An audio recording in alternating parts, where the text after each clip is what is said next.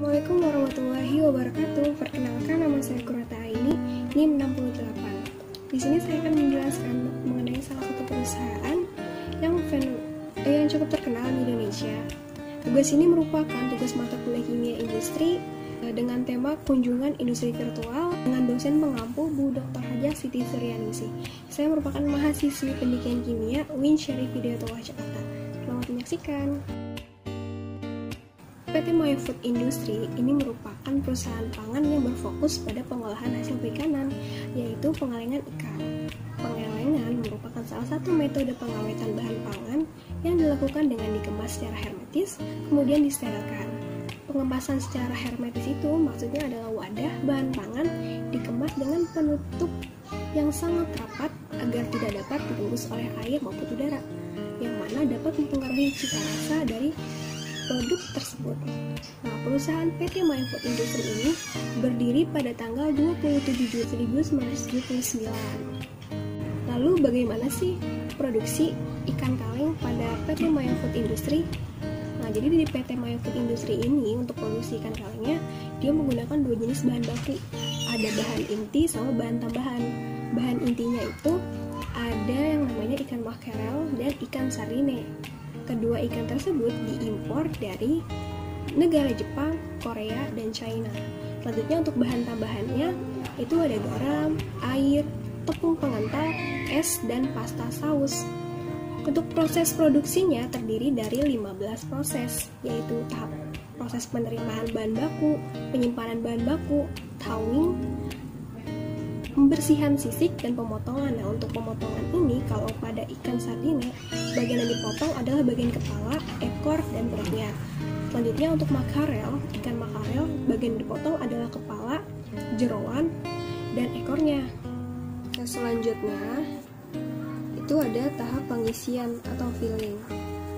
Selanjutnya ada tahap penimbangan, tahap pemasakan awal atau pre-cooking, tahap penirisan, yaitu untuk menghilangkan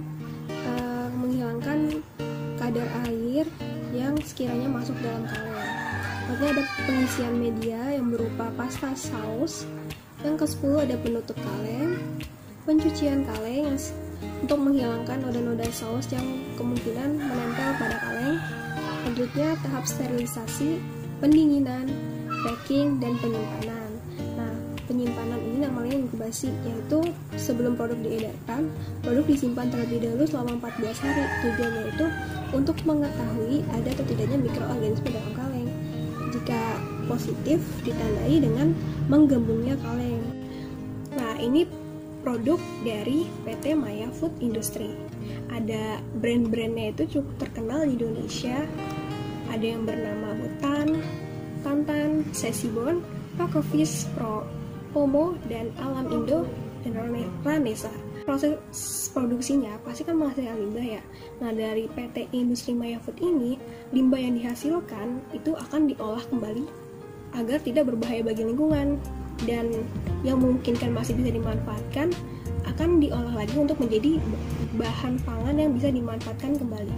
Untuk limbah cair ada 9 tahapan, yaitu tahap penampungan, tahap penyaringan, tahap pretreatment, ekualisasi. Ekualisasi ini itu tujuannya untuk menghomogenkan konsentrat atau komposisi air limbah. Terus tahap anaerob, tujuannya untuk menguraikan bahan-bahan organik seperti NH3, NO2, bau, dan menekan populasi bakteri patogen. Selanjutnya untuk pada tahapan bak aerob, yaitu untuk menghilangkan bau, memperbaiki warna air. Yang ke-7 tahap settling, yaitu untuk menampung bakteri aerob yang terbawa oleh arus. Yang ke-8 itu wetland, yang ke-9 outlet, itu untuk mengeluarkan air limbah yang telah diolah agar aman untuk dikembalikan ke lingkungan.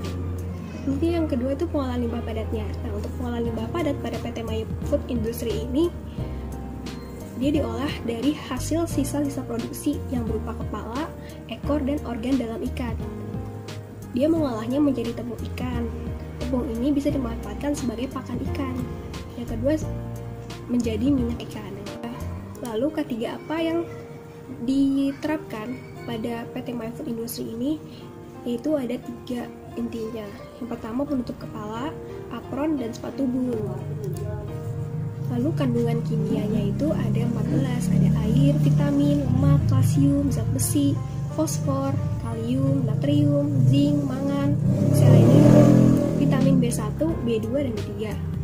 Dan untuk manfaatnya, ini yaitu dapat mencegah penyakit jantung karena ikan sarden ini mengandung asam lemak omega 3 yang tinggi. Selanjutnya menurunkan resiko penggumpalan darah, mencegah degenerasi makula, mencegah kanker karena mengandung kalsium dan vitamin D yang cukup tinggi, memperkuat tulang, memperkuat sistem kekebalan tubuh, dan sebagai antioksidan. Itu melindungi tubuh dari kerusakan akibat radikal bebas. Banyak banget kan manfaatnya. Yuk konsumsi ikan. Oke, sekian presentasi dari saya.